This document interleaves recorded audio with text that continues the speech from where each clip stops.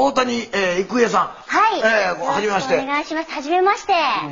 ピカチュウの声の人なんですよ。ピカチュウ、ちょっと言っていただけます？ピカチュウ。今ちょっと似てなかったかも。いや、似てないと。本人ですからね。可愛いですね。ちょっと本編お願いできます。ピカピカ。いや、これや、あの声の人、こういうお顔となってるんですか。